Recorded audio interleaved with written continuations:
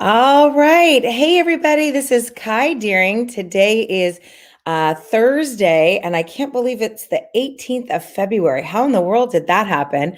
But I'm so excited to bring to you some incredible hacks, tips, and tricks for entrepreneurs and busy professionals, and introduce you to a lot of my network. It's been fun. I've been able to network with some of these powerful people that I bring to you every single week at 10 o'clock Pacific Standard Time, sometimes, literally for years. And so I try to bring you people that I know, that I've done business with. And the next woman I'm going to introduce you today, we became kind of fast friends here during lockdown because it seems like we see each other more now virtually than ever before. She uses my services, and I've actually attended some classes from her as well. And so I love her demeanor. She's just totally mellow, which is great. But I think that has a lot to do with a lot of her training. So let me give you some of her accolades. She's a master certified trainer of neurolinguistic programming, timeline therapy. She's really good at hypnotherapy, as well as a certified teacher with degrees in education and finance.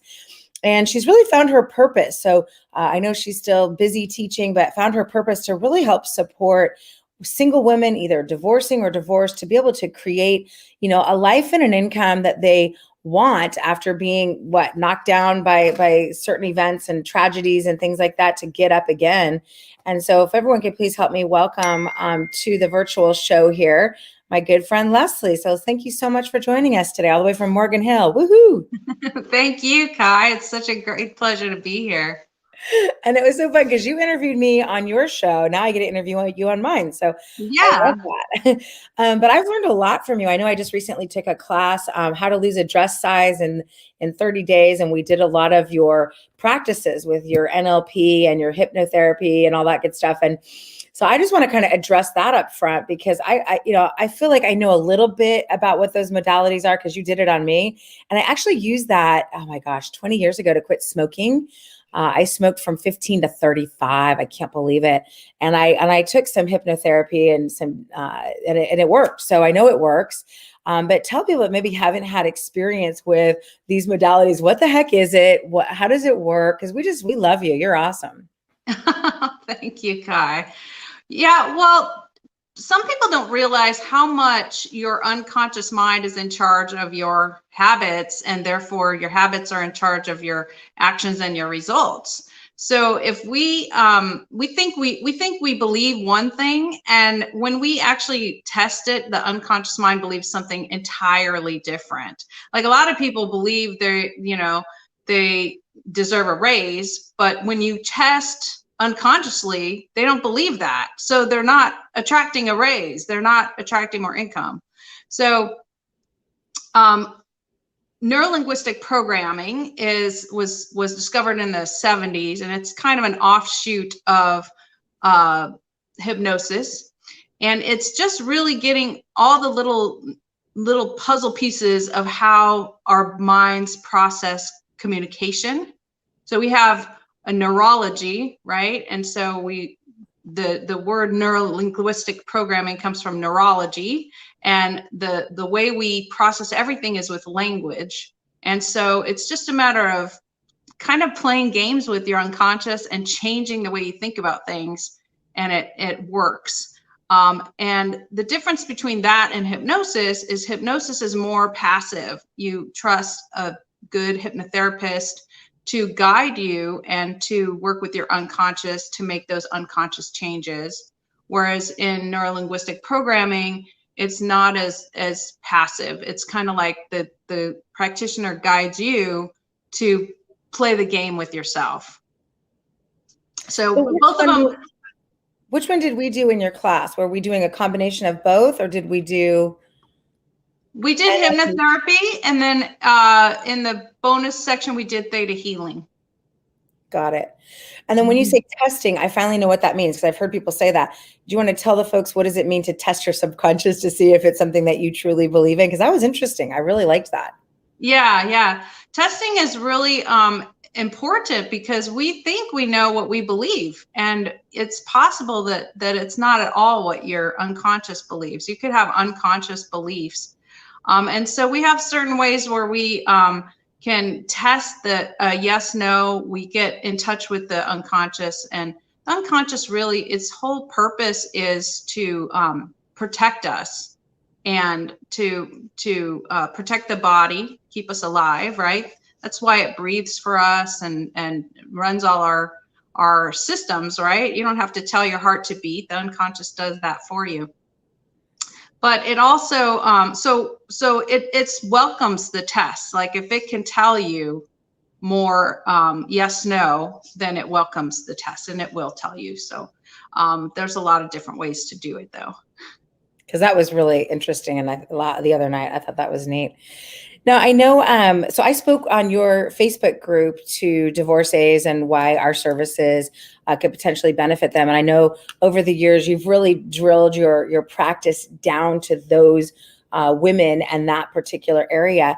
And tell us a little bit about how you picked that particular field and what led you from what you're doing to coaching and then to narrowing down on divorce or divorcing women and how to empower them.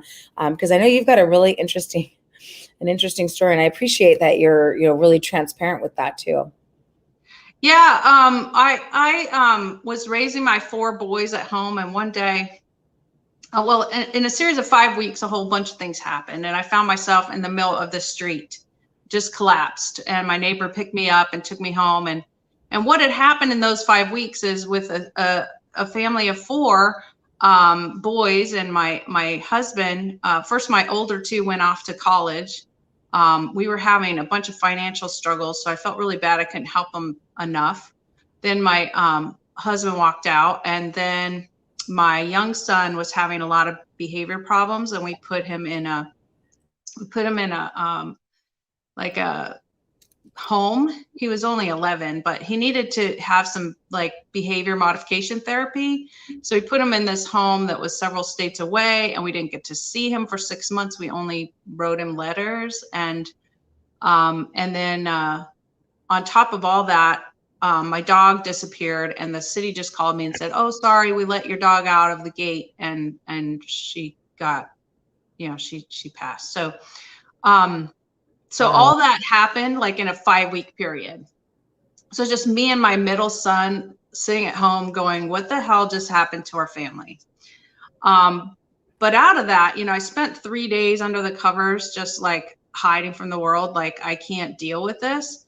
And then I got up and said, okay, look, I have 4 boys. I need to be a model of resilience for them. Not everything is going to go well in their lives either. And so I can just, just let this kick me to the curb, or I can do something. And so I got out a piece of paper and I decided to write down everything I wanted instead. And I systematically just decided to make that happen. And luckily my youngest son's program taught us about coaching as a technology for empowering. And we had gone to therapy. And so this whole coaching thing was like, oh, this is different. This really actually helps us. So I enrolled in Coaching Academy, and I got my master's degree. I just took steps all the time to make my life better and to make my life change. I ended up moving up here to the Bay Area from Southern California, because after the real estate crisis, I was also a real estate appraiser at that time. So I really had that perfect storm. And, it's like the Phoenix rising. I just took actions to make my life change, and got a job in a school using my coaching skills, coaching kids that were at risk. I coached a lot of kids with ADHD. I started coaching adults with ADHD. And then after I was really, really, healed, kind of the emotions of my divorce and everything, I decided I really wanted to help newly single women, divorced women, to cope with all the rough things they have going on after a divorce. A lot of the self-esteem issues, a lot of the emotional issues, the financial issues. And I feel like, I know I can help women. Instead of it taking, 6 to 10 years, we can get them back on track in just a year or 2. That's interesting. When I was a kid, my mom thought I was a problem child and sent me to therapy like once a week as well. And so I would love people to know, what is the difference between therapy and coaching, and when would you use one or the other, or would you use both?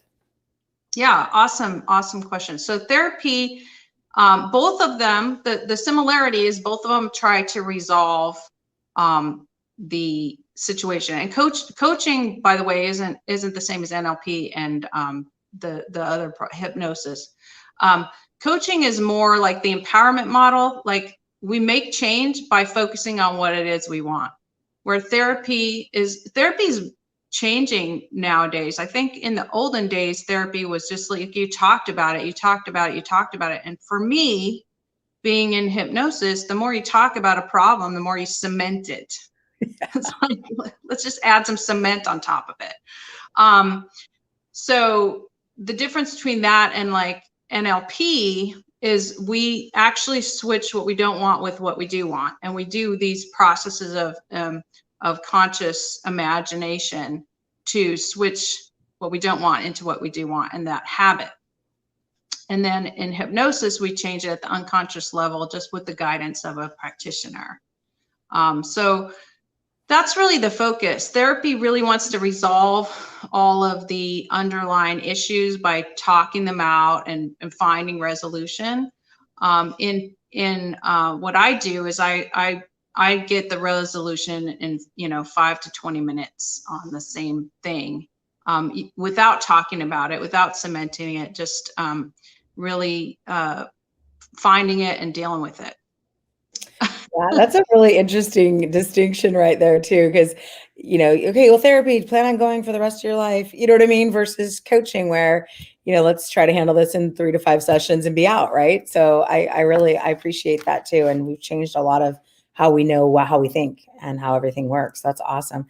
I know you've been, like, gosh, you've been really good, because you have to juggle a lot, right? Your whole life, 4 kids, you were a single mom. Now you've got to, homeschool, you're helping the students there from home, and your business and all that. So I think that sometimes everyone wants to know the secret to balance. So how does that work? I mean, you are a busy woman, right? Going into the school and coaching and a family and a new dog. And so is balance overrated? What would you tell people that are like, I don't know, I'd like to do something different, I'd like to, be better at this, but I'm having a hard time fitting it all in a day? How do you address that? What does balance mean to you?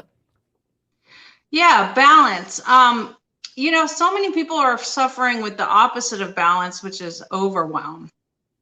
And balance is really getting down to what's important, right?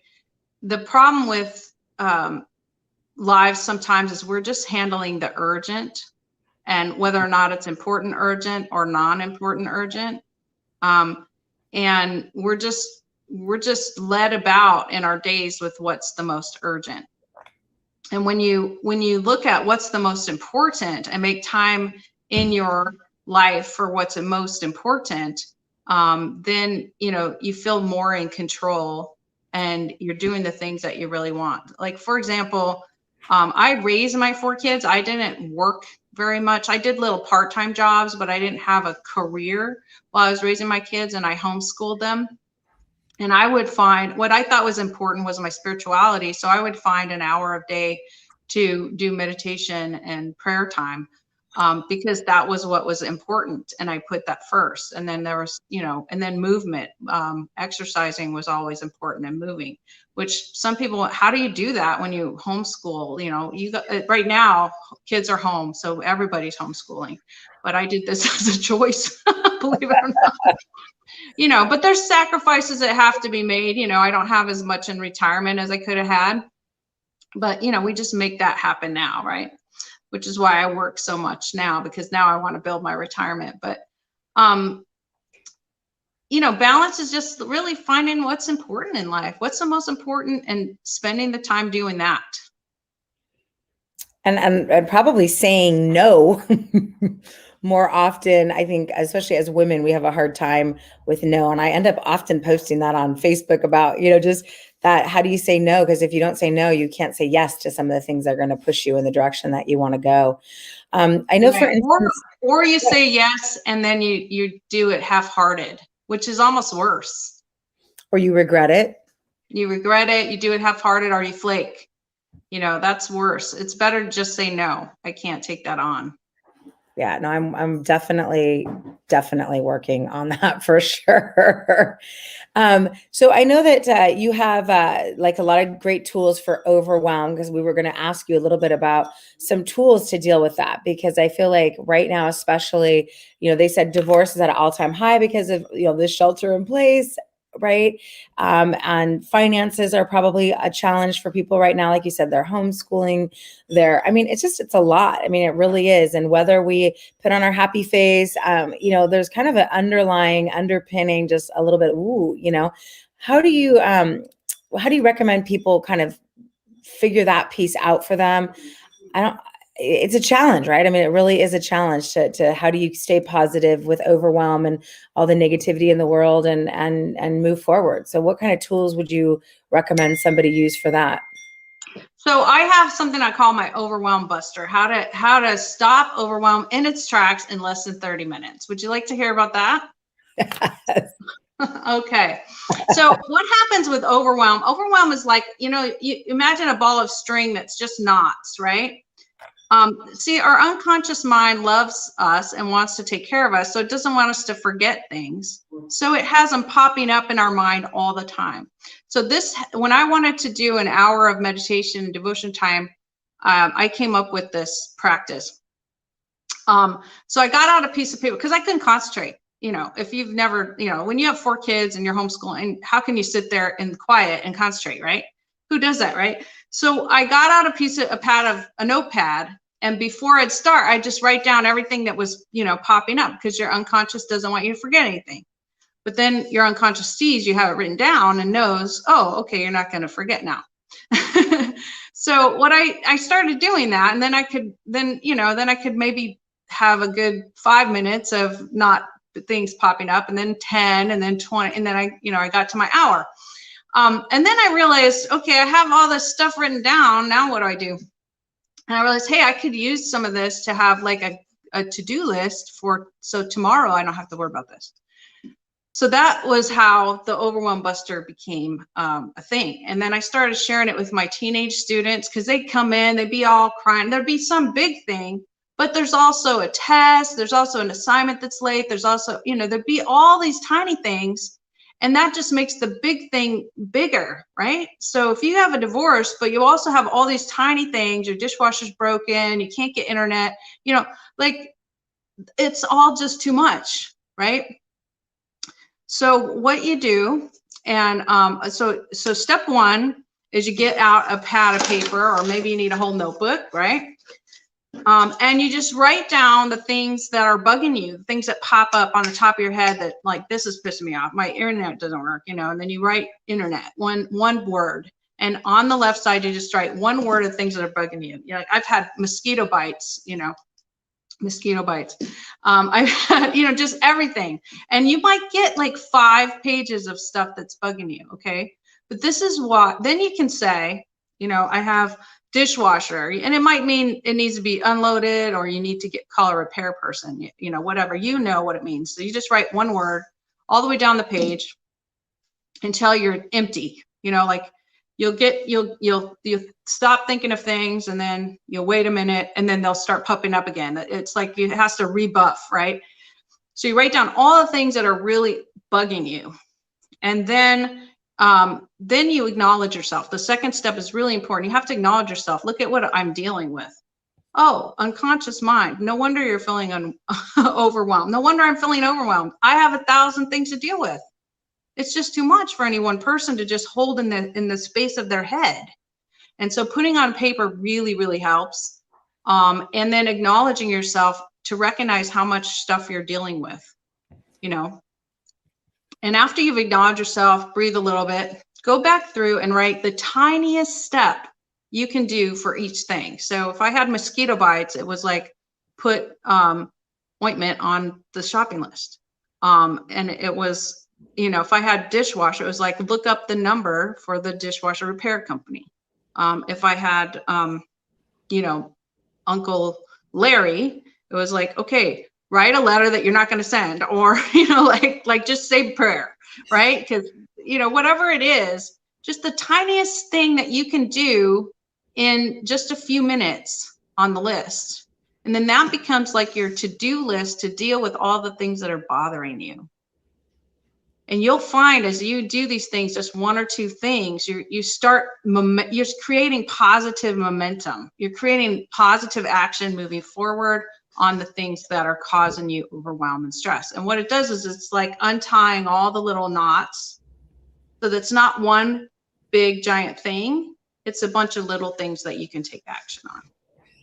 I love it. I just took a bunch of notes because that's very helpful. I might need a big notebook, but I love it. And then This one. I love it. Let's always just like I said, little hacks, tricks, and tips. You know, I want to give real value, you know, to our tribe so they can, you know, put to use some of these things right away, which is why I like to bring my network to my network, just so people can see that there are things that we can do. There are people that can help you, and there's definitely, you know, tons of ways that we can engage. I know you're a lifelong learner as well. I love that about you, and I am too. I love to learn. What if somebody wanted to learn about some things? Maybe it would be being more positive, or maybe it would be on, you know, NLP or hypnotherapy. What types of things would you recommend people reading, and what are you reading or studying or listening to right now? Oh my gosh. So I just finished Thou Shalt Prosper. If you want to read a great book on just the idea of abundance and prosperity and owning your own financial wellness. Yeah, that's a big thing. Of course, I'm a big fan of Dave Ramsey and Susie Orman and Laurel Lengemeyer. These are all big people in the finance world and creating your own wellness, financial wellness, and Robert Kiyosaki. One of the things I'm reading right now that goes really well with NLP is called Tiny Habits. And it's just about when you want to make change, you just hook a habit with the thing you want to change. One thing you do, like if you want to do more push-ups, you do every time you go to the bathroom, you do push-ups, or if you want to drink more water, you put the water in the bathroom. Every time you go to the bathroom, you drink more water, just like hooking something that you're going to do every day. Every time you pass this mirror, you're going to do whatever, just hooking a habit with something else. So those are some things I'm looking at right now. If you want to learn more about NLP, you can just do a Google search. It's all over the internet, NLP, or you could go to my website and look at what I have on there.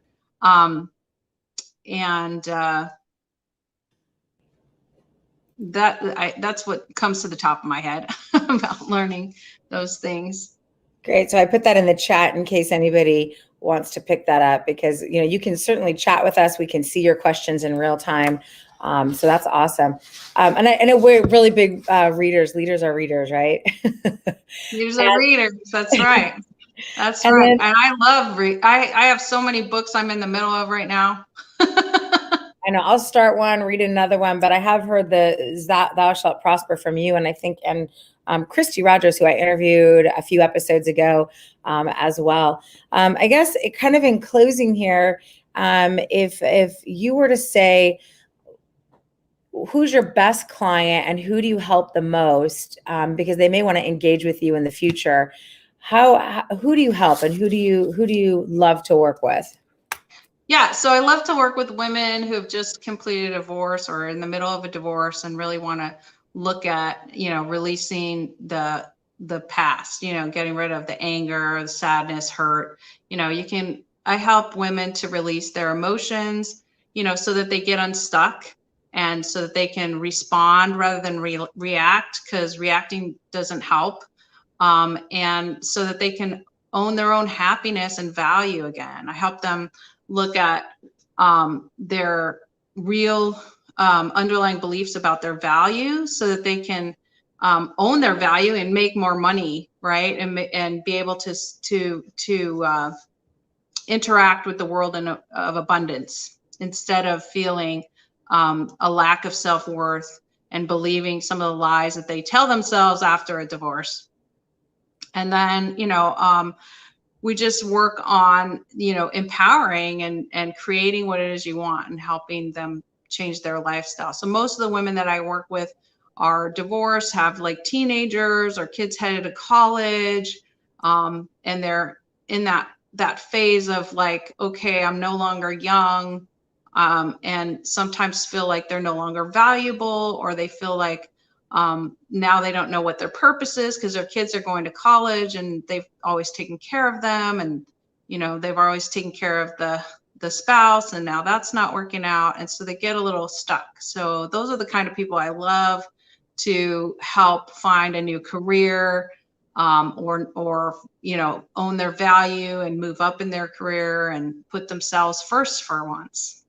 Yeah. Yeah. It's easy to get lost in all of that, especially years of taking care of other people. So figuring out who you are, right, is sometimes a challenge, because you've been so many things to so many people for so long. And then now you get to be you and do whatever you want. And that can be scary for sure. If people wanted to engage with you, I know I've taken a couple your course from you. It was a lot of fun. And you're just a great, like I asked you something and I said, well, are we ready to go? It was after we did one of our, hypnotherapy, NLP. Again, which one did we do? NLP or hypnotherapy? Hypnotherapy. So after we did one of our hypnotherapy, I said, oh, okay, we got to go. You're like, yeah, we don't want to undo everything we just did. We don't want to, I thought that was really interesting. So you're so insightful. You've got some great modalities, right? Like, finding out the testing and all that good stuff. So I highly recommend you. How would people engage with you if they wanted to learn more about, maybe it's your, hypnotherapy for losing weight, or it's for the divorce coaching? How do they connect with you, and how does that work? The easiest way to connect with me is to go to my link tree. It's linktr.ee/Gunterson. And on there's like a stress recording. If you are newly divorced, there's my newly single thriving, not survival guide, which has the Overwhelmbuster that we just talked about in it. It also has some tricks for releasing those negative emotions. And it also has 5 things you need to do with your money to support yourself financially after a divorce, and some other goodies in there. So if you're going through that, I really highly recommend that. And you can find that at linktree/Gunterson. And the way the link tree works is it's linktr.ee/Gunterson. Oh, I think I did it wrong. I put it in there for you. So it's find Leslie at linktr.ee/Gunterson. Yes. I tried to be helpful, but I think I blew it. So let me, that's what happens when you try to help out there. Okay, great. Can you see the chat? I don't know if you can see the chat that I put in there, right? Let me see. I think it's right. Yeah, I can't see it. If not, you can go back afterwards and redo it again and have them know what's going on. Well, anyway, with that being said, I know we just lost her because I made her look at the chat, dang it. But I want to thank everybody for joining us today. And if you come back next Thursday, I think she's back in. Of course, I kicked myself out trying to check. I was just going to close it out because we were done anyway. That was really cute. Right. So I just want to say thank you so much, Leslie. I would re-listen to this, especially if you want the tips to reducing your overwhelm, the big hack that she gave you. I definitely want to engage with her. And I'll be back next week. I'm super excited because next week, 10 a.m. Pacific Standard Time, all time zones in between, live on the Fly with Kai. We're going to be talking about writing and blogging and all kinds of things to get your message out there. So with that, I just want to say thanks again, Leslie. Take care. Take charge, everybody. Have a great day. Bye-bye. Thank you, Kai.